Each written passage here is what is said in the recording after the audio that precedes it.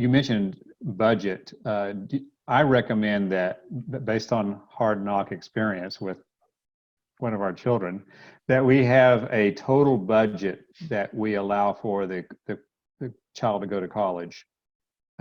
Is that something that you also recommend? So that, because we just had it sort of open-ended, saying our son will graduate. We had this mental thought that our son will graduate in 4 years like we did. No, it didn't happen. That's correct. That's correct. In a way, I do. I don't think I overtly say it, but it's kind of baked into my process. If I build a plan for a family, they're getting kid by kid, year by year, where that money's coming from. And inherent in that is some idea of, I want to be able to pay $20,000 per year, right, or, whatever. So, but then the plan ends, and that, that should kind of be the signal to the kid, at least. here you go. And to that extent, I would even say the incentive then is to the kid, you graduate in 3.5, and half of whatever's listed in this 4th year is yours. Exactly. Right. So give them an incentive. Absolutely. There's nothing wrong with that, So I think it's a great idea. Yeah. But my biggest, one of the reasons I think this is the part that's overlooked the most with families, is creating that year-to-year plan to pay for college, having it written out before that first payment is made. Because if you don't, that's where Parent Plus loans start creeping in, or that's where you end up paying more than you planned because you didn't plan. And then you end up paying for college with the years of your life just by working longer. And I don't think it has to be that way. Right, exactly. How do clients pay for your services? Is it a flat fee? Are you paying a percentage of what you save them? How does that work? Under the table, mostly. I'm just kidding. So I have various services that I think I said this before. When I want to help people to the extent that they need my help. So I do pretty much everything kind of an a la carte. And so, when we're building the plan, if they decide that they want the full plan, there's a particular price for that. If we want, I actually do financial aid form completion, like the FAFSA and the CSIS profile, there's a particular form for that. But I also offer a free course at completemyfafsa.org where they could just go and take the course. And they could, so anyway, so I'm compensated by them directly. In a few cases, my optimal outcome probably is when I can help them make some financial moves and then be able to pay me. They can pay me through a third party. So let's say we move some money to another financial vehicle, and then that, there's some sort of payment from that company to me. It doesn't come out of their pocket, because they're still being taken care of. I'm able to be compensated. It's kind of like the win-win. So I've had a couple of families I've worked with where we've done fairly significant moves for them to reduce their EFC, and they haven't paid me a dime. But I've gotten paid, which is awesome. I mean, that's, that's great. My training as a counselor, that's kind of my win-win, is I don't want that. But it's very clear from the beginning when people, when they're going to meet with me. I start talking about that from the beginning, just because I want them to know. Right. It's probably unlikely you're going to write me a check, but if you do, you're going to know why you're doing it, and you're going to know how it benefits you. And if it doesn't benefit you, then I don't want to do it. Exactly. So tell us about your 2 books and what you hope that they will accomplish. Sure. Yeah. Choose the Perfect College. I actually rewrote it last year to be a parent-facing book. I'd written it as a student-facing book originally. But I want to there's so much noise around college selection. I really wanted to shrink it down into a couple of main ingredients. And so that's Choose the Perfect College. The focus is really just to flesh out what are you looking for when you're looking for a school, and how can you simplify that process by saying there are 1,300 search criteria to there are really just 4, and only 3 of them do I really care about. It also then creates a dialogue with the child, which I think is really important, just to say, well, what are you looking for in a school? Right. Oh, you don't know? Okay. here's some stuff to think about. So that's where that book is designed to lead, just a conversation. And then I made I have a really kind of a short course called the four factors, and kind of teaching families how to be able to use that information and then prioritize their search, and also then to be able to get on the same page. And then higher education, which I'm really excited about, is a little bit of a consumer's manifesto to really try to help them. I'll say I'd like to help them commoditize college. And in that, I don't mean devalue. I mean, think about how you would buy a car or how you would hire someone to do some work on your house. Here's an example I use in the book. A couple years ago, I needed some painting done on my house, and I have a 3-story home, so I wasn't going to do it. So I put out a couple bids, a couple people I knew, a couple people who had been referred to me, and I ended up getting 4 bids back for this job. They were in order, ascending order: $4,200, $4,800, $5,250, and $17,500. Right. So not for an instant did I think that the guy who was going to charge me $17,500 to paint my home, did I think he was going to do that much better. Right. I actually even called him. I said, hey, because he and I had never met. This was just a referral bid. I'm just doing this as a favor to you. Like, you're not within $10,000 of the next closest bid. I didn't want the whole house painted, right? Yeah, we were clear. I just needed the flashing and the shutters or whatever. It's like, no. I gave you the bid for the job you asked for. Okay, thank you. Goodbye. And ended up going with a $4,800 guy who was phenomenal, and paint still looks good and everything else. So, right. But there's something in college, and only in college, that is still exists, where the highest priced school, there's some allure to it, right? I think it's University of Southern California at the time of this call. It's $80,000. They've got to be better, right? Nowhere else would you think that. Right. So higher education is a deconstruction of the thought process, or lack thereof, of the college search. It's a little bit behavioral economics. It's really not a long book. So if you're not in love with how dry this sounds so far, it's a really quick book. But it just brings some things to light. And that's my goal there, is to equip parents not only to learn more about the college process, but Tony Robbins says that the quality of your life is in direct proportion to the quality of the questions you ask yourself. Mm-hmm. And so that's a big thing for me, is just to pitch them a bunch of different questions and to get them thinking a little bit differently about the process. And so that'll be available on Amazon and just probably on my site at College Funding Planners. But yeah, higher education. So if you're going to hire education to do a job, what's it going to be? So exactly.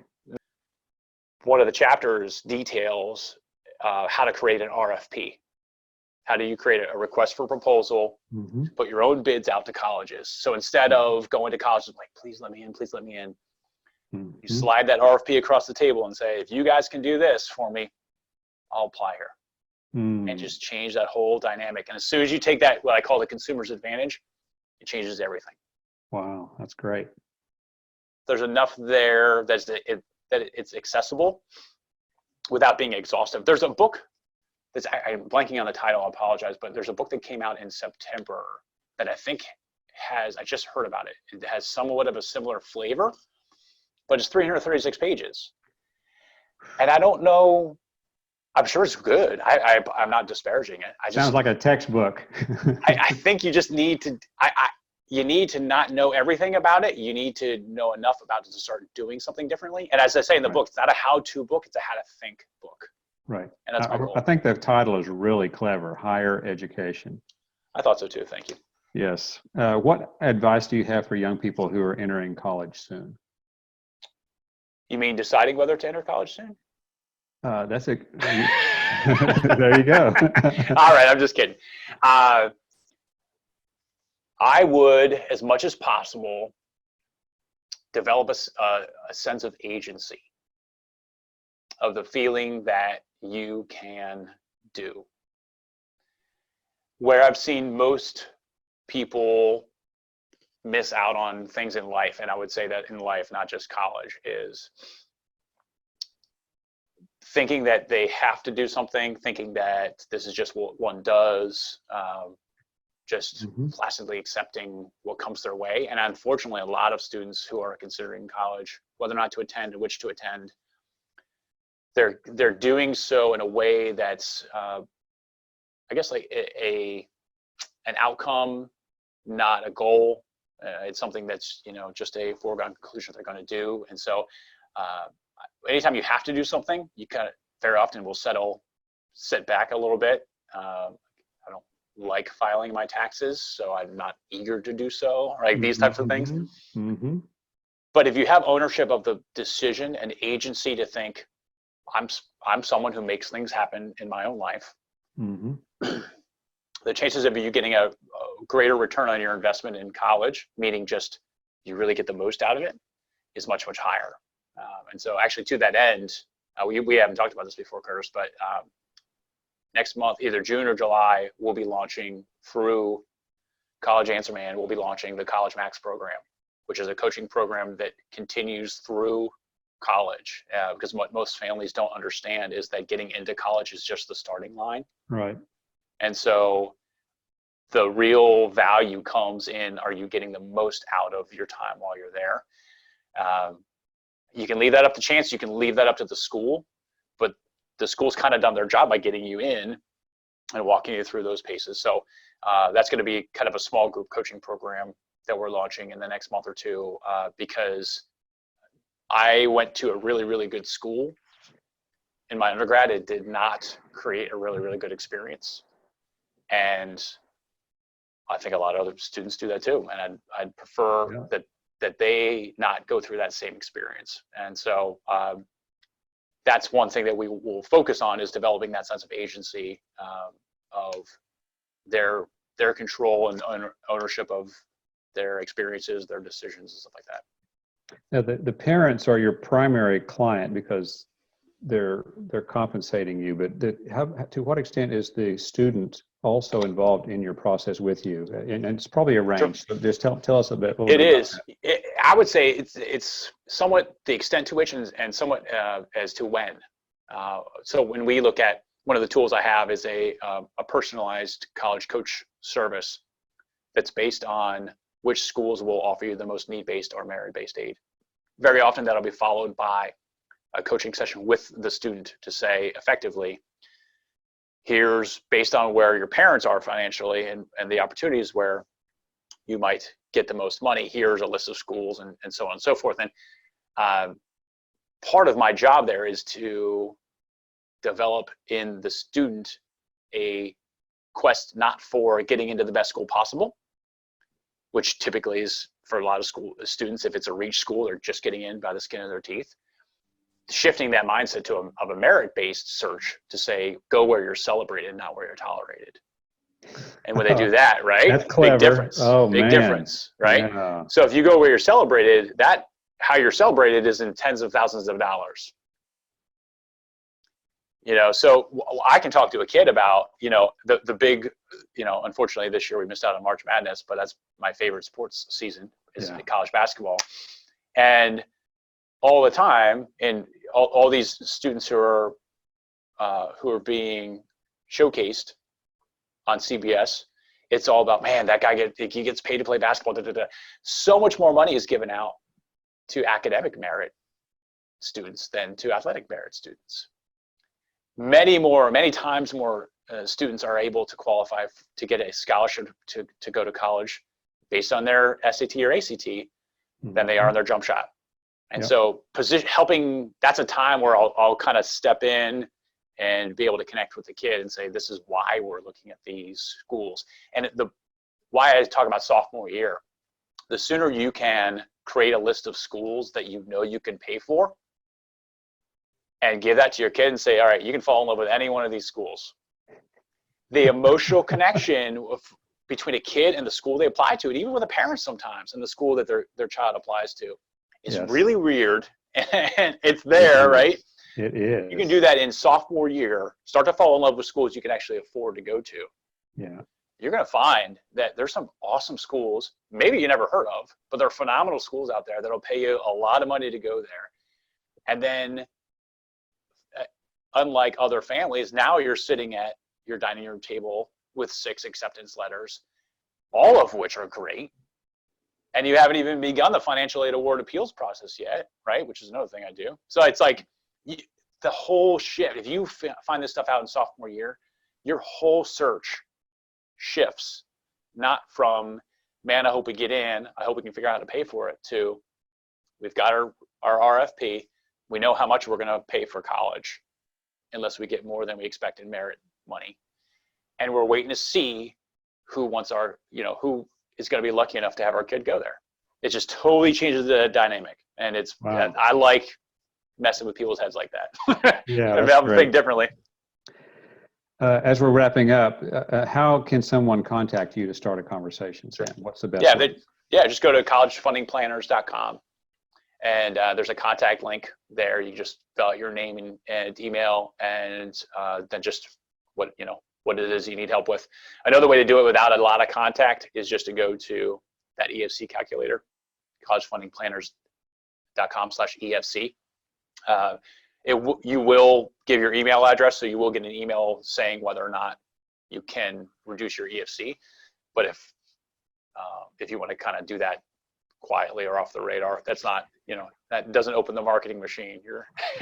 You'll be fine. Is there any other thing that you'd like for parents to know who might be listening to this recording on YouTube or something? Sure. Yeah, I would just say don't assume that you know whether or not you're going to qualify for financial aid. Especially the earlier you are, the more options are available to be able to qualify for a lot of financial aid, either need-based or merit. So, definitely take the temperature by talking to somebody. I definitely recommend a certified college funding specialist. In my time working with families, probably 8 out of 10 of the families I work with who have a financial planner, they've not had a plan to pay for college, which is always kind of curious to me. Wow, that is really odd. I mean, I'm not exaggerating that percentage. This is the typical conversation. Do you have a financial planner? Because when I'm building a college funding plan, I need to build it within the context of what your current financial plan is, right? I don't mess it up. Like I'm kind of like the middle reliever of financial planners, right? Somebody hands me the ball, I'm pitching innings 4 through 6, hand the ball off to somebody else or whatever.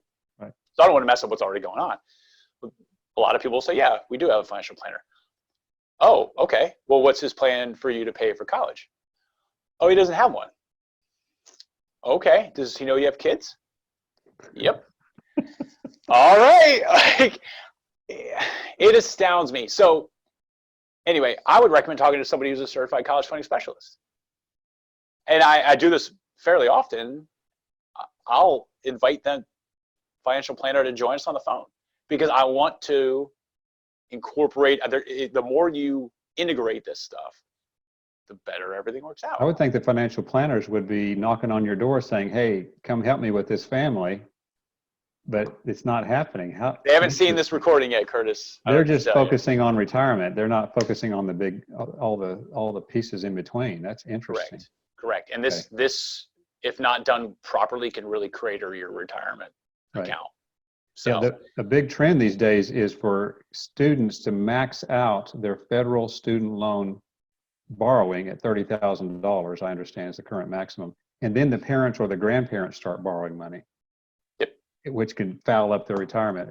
Absolutely. It drives me crazy, this student loan mess that we're in this country. Yeah. What is kind of less publicized is how in the last 10 years, parent debt has increased by $5 billion. Yes.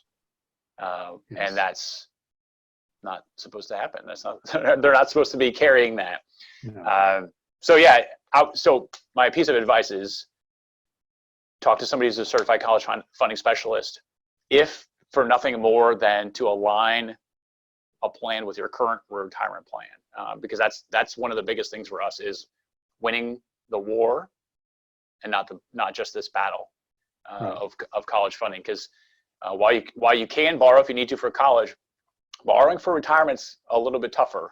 And so if you mess that up, hope your kids have a nice basement. That's kind of what we're looking at. Exactly. Well, Sam, is there anything else you'd like for our listeners to know?